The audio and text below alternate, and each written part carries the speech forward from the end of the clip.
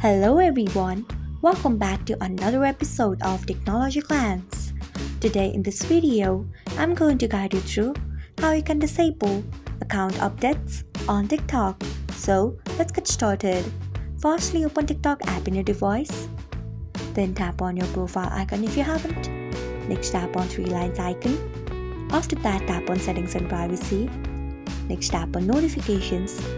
Then scroll until you find email notifications. Next, tap on it. Next, you can see the option of account updates. Turn off it by tapping on it. So this is how you can disable account updates on TikTok. Thanks for watching. If you found this guide helpful, we would love it if you hit the thumbs up button below. We upload great new tech tutorials like this one every day, so do not forget to subscribe to our channel and hit the bell icon so that you will never miss another update.